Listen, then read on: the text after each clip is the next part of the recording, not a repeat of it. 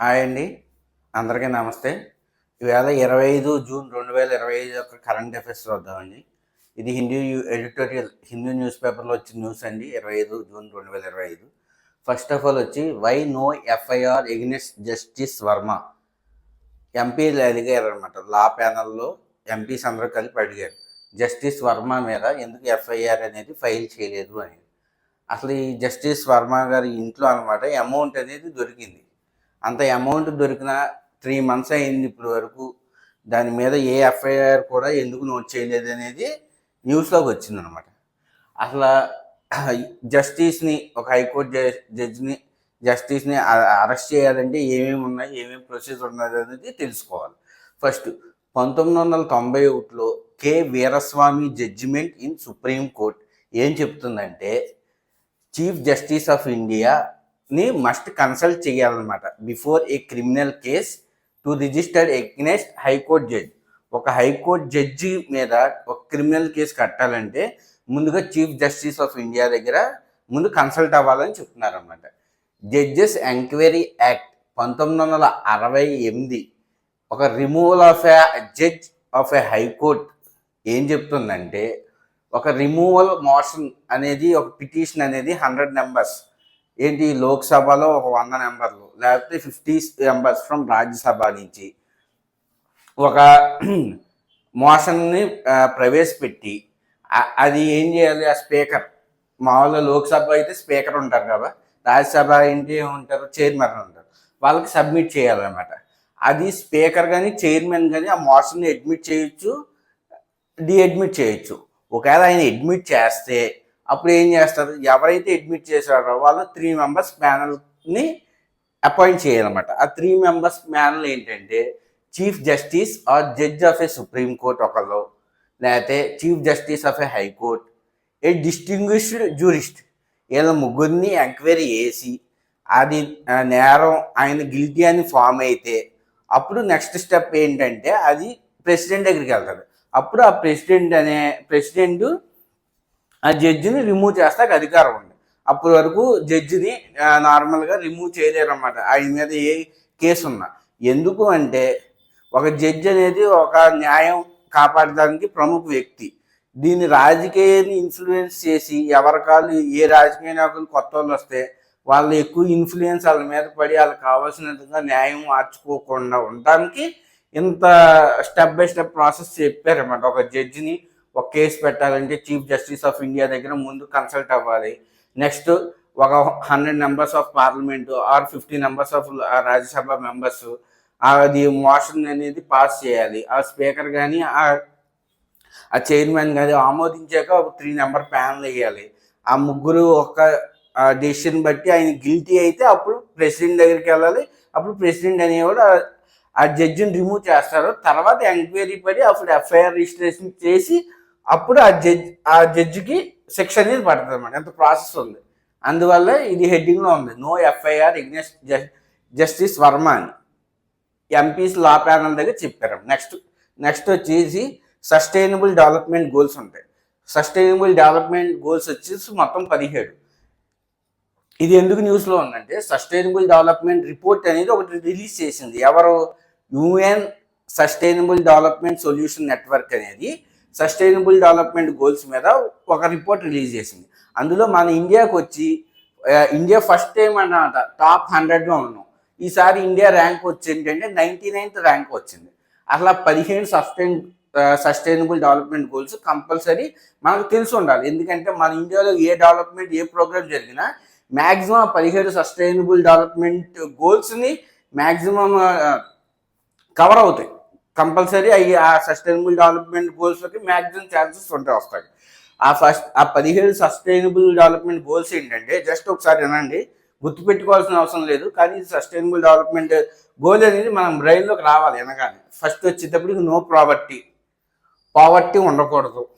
Next zero hunger, good health and well being, next quality education, next gender equality, next clean water and sanitation, next affordable and clean energy, next decent work and economic growth, 9th వచ్చి industry innovation and infrastructure, 10 వచ్చి reduced inequalities, 11 sustainable cities and communities. 12 వచ్చి responsible consumption and production. 13 వచ్చి climate action. 14 వచ్చి life below water. 15 life on land. 16 వచ్చి peace, justice and strong institutions. 17 వచ్చి partnership for the goals. ఈ 17 sustainable development goals మనకు గుర్తుండాలి. ఈ 15 సస్టైనబుల్ డెవలప్మెంట్ గోల్స్ అచీవ్ చేయడంలో UN sustainable development solution network అనేది ఒక రిపోర్ట్ తయారు చేసింది. అందులో మన ఇండియా ర్యాంక్ ఎంత, 99. ఎంత స్కోర్ వచ్చింది, 67. అలాగే ఈ సస్టైనబుల్ డెవలప్మెంట్ గోల్స్ రిపోర్ట్లో టాప్ 3 కంట్రీస్ ఏంటి? Finland, Sweden, Denmark. ఈ 3 కంట్రీస్ కూడా గుర్తుపెట్టుకోవాలన్నమాట. ఓకేనా. నెక్స్ట్ 22,000 మందితో జనసేవ camps held to take DAJGUA అనే ఒక స్కీమ్ని ట్రైబల్ విలేజెస్కి ఉపయోగిస్తారన్నమాట.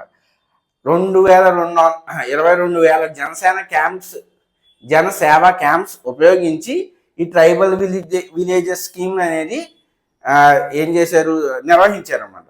దీంట్లో ఏంటంటే ఒక ట్రైబల్కి ఏమేమి నెసెసరీ బేసిక్ SDG అదే డెవలప్మెంట్ అవ్వడానికి మెయిన్ బేసిక్గా ఏంటి, హోమ్ కావాలి, అలాగే వాటర్ కావాలి, అలాగే ఎడ్యుకేషన్ కావాలి. ఇవన్నీ ప్రొవైడ్ చేసేదే ఈ స్కీమ్ అన్నమాట. దీని స్కీమ్ యొక్క ఫుల్ ఫామ్ DAJGUA యొక్క ఫుల్ ఫామ్ అనేది ఇంపార్టెంట్. దాత్రి అబా జనజాతీయ గ్రామ్ ఉత్తరాకాశ్ అభియాన్. ఇది 2023లో స్టార్ట్ చేశారన్నమాట. ఇది గుర్తుపెట్టుకోవాలి. నెక్స్ట్ వచ్చేసి ఎన్హాన్స్ రాక్ వెదరింగ్. ఇది ఒక టెక్నిక్ అనమాట. ఇది ఏంటంటే మన ప్రకృతిలో ఉన్న CO2ని తగ్గించడం కోసం యూజ్ చేసే టెక్నిక్ని ఎన్హాన్స్ రాక్ వెదరింగ్ టెక్నిక్ అంటారు. ఇది ఒక టెక్నిక్ అనమాట. సో మెనీ కంట్రీస్లో ప్రజెంట్ వాడుతున్నారు, అందువల్ల ఇది న్యూస్లో ఉంది. దీని గురించి తెలుసుకోండి. A new method to fight climate change by capturing carbon dioxide. ఓకేనా. ఇది టెక్నిక్ అనమాట. ఎక్కడ క్లస్టర్ వాల్కానిక్ రాక్ ఉంటుంది కదా, వాల్కానిక్ రాక్ దాన్ని పౌడర్ చేసి అది ఫామ్ ల్యాండ్ మీద జల్లాలన్నమాట. ఇది ఏం చేస్తుంది, అబ్జర్వ్ చేసుకుంటుంది CO2ని.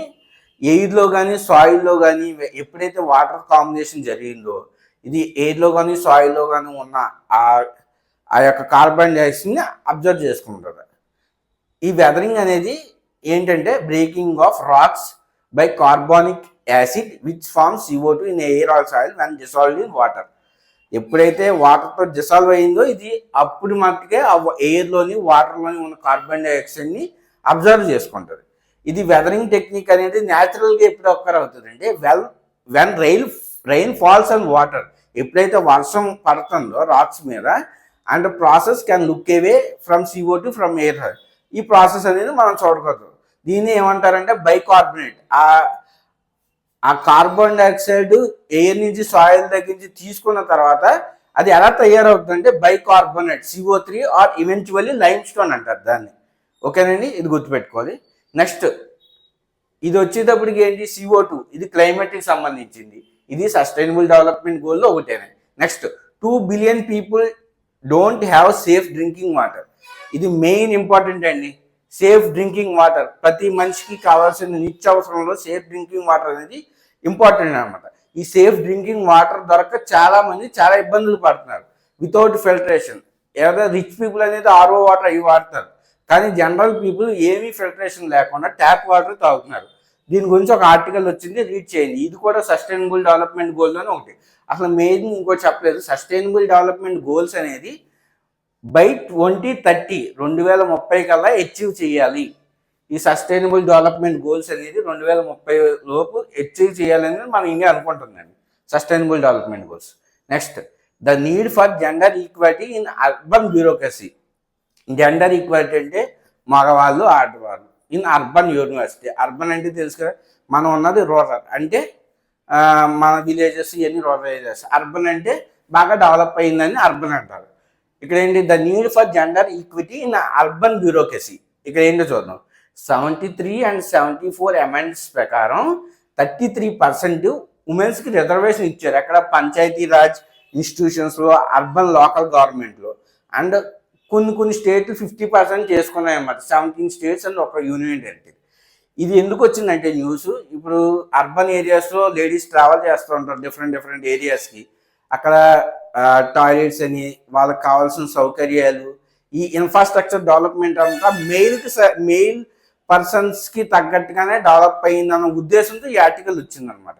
ఎందుకంటే మ్యాక్సిమం పర్సన్స్ ఒక సివిల్ ఆఫీసర్ అన్నా, ఒక ఇన్ఫ్రాస్ట్రక్చర్ ఆఫీసర్ అన్నా, ఒక డెవలప్మెంట్ ఆఫీసర్ అన్నా అందరూ మెయిల్స్ ఉండడం వల్ల ఈ వ్యూహం, ఈ ఆలోచన ఎలా అయిపోయిందంటే ఇదంతా డెవలప్మెంట్ అంతా మెయిల్ ఓరియంటెడ్, మెయిల్కి అనుకూలంగా ఉన్న స్ట్రక్చరే ఫామ్ చేస్తున్నారు. ఫీమేల్స్ రోజు వన్ స్టేషన్ నుంచి ఇంకో స్టేషన్కి ట్రావెల్ చేస్తున్నారు. వాళ్ళకి సదుపాయాలు సరిగ్గా లేవు. ఇన్ఫ్రాస్ట్రక్చర్లో డిఫాల్ట్ ఉంది. అర్బన్లో అంటే డెవలప్ అయిన సిటీస్లో అక్కడ జెండర్ ఈక్వాలిటీ లేదు.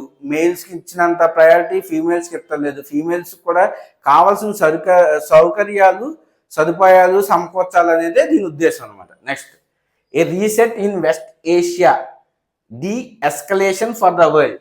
మనకు తెలిసిందే ఇజ్రాయిల్ ఇరాన్కి మధ్య వార్. ఇజ్రాయిల్ వచ్చి ఇరాన్ మీద వార్ చేస్తుంది. అలాగే యుఎస్ ఇజ్రాయిల్కి సపోర్ట్ చేస్తుంది. మన యుఎస్ వచ్చి 3 న్యూక్లియర్ సైట్స్ ఆఫ్ ఇరాన్ మీద బాంబింగ్ చేసింది, B2 బాంబింగ్. అలాగే ఇరాన్ వచ్చి యుఎస్ బేసెస్, ఖత్తర్లోని ఉన్న ఇరాక్లో ఉన్న యుఎస్ బేసెస్ మీద జరిగింది. ఇదంతా రీసెట్, మళ్ళీ డీఎస్కలేషన్, అదంతా వెస్ట్ ఏషియాకి సంబంధించింది అనమాట. ఆ డీఎస్కలేషన్, శాంతి అనేది అవసరం ఈ ప్రపంచానికి, ఈ వెస్ట్ ఏషియాలో అని దీని యొక్క అర్థం. ఇది హిందూ ఎడిటోరియల్ వచ్చిన టుడే న్యూస్ అండి. ఈ జూన్ మంత్ కాకుండా జూలై 9 నుంచి నేను బ్యాంకింగ్కి, ప్రతి కాంపిటేటివ్ ఎగ్జామ్కి సరిపడే కరెంట్ అఫైర్స్ డైలీ అందజేస్తానండి. ఓకేనండి, థ్యాంక్ యూ.